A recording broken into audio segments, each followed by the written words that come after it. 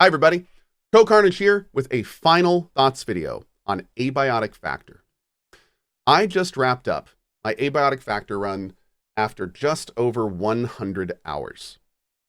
I can safely say, now that I'm done with it, and without any spoilers, that it has been one of the most fulfilling survival exploration playthroughs that I have ever done. I feel like, as we talk about a lot on this channel, that game dev is iterative, and part of iterative game dev is building on what previous dev companies have made successful. And most importantly, when doing that, learning the previous lessons from those devs and not making the same mistakes. And the games that we tend to love the most, the games that seem to have the most passion in them, are the games where you can really feel like that's the case. That the devs didn't just make the game, but they also play the heck out of the game, and they've also played all the games that it's based on. They fundamentally understand what they're making, and then make this new thing. That is Abiotic Factor. Abiotic Factor is a survival exploration game that you can tell was made by people that fundamentally understand this genre. There is a level of power increase and discovery that is literally there for the entire 100-hour adventure that I took. That is baffling. Most of these games, there's almost always some inherent flaw in the main design. Be it you get too many items at weird times, and then you have these long gaps where there's nothing new. Maybe the item production and creation is really interesting, but the world isn't that interesting. Maybe the world and items are great, but the story just isn't really there. Like, most survival games generally are lacking somewhere because these games are so big, you have to kind of make sacrifices. This is one of the first times I feel like that has not been the case. I loved the graphics and the throwback. I loved the sound design. It all fit and worked perfectly.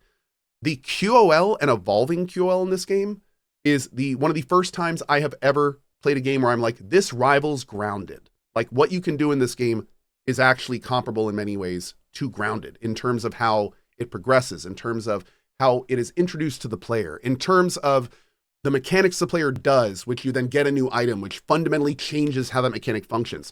This literally happened on the 95th hour of my 100-hour playthrough.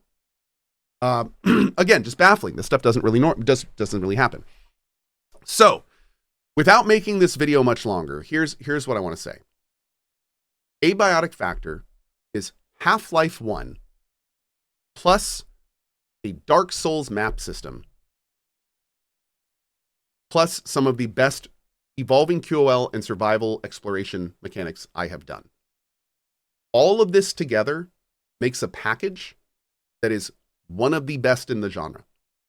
And then on top of that, the world that Abiotic Factor is in, well written, well voice acted, incredibly immersive, actually believable. These are people that clearly went to great lengths to make even their science weird jargon sound believable.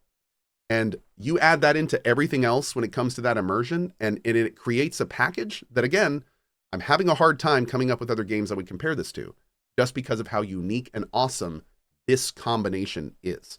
Playing a game like Abiotic Factor is incredibly inspiring to me, because I'm also working on a game right now that I'm not going to promote, but I will say that Abiotic Factor shows me that even when games do things we've done before, there are ways to put them together. There are ways to implement them. There are ways to do it right to a degree where even if you've done everything before, it still feels like an amazing brand new experience.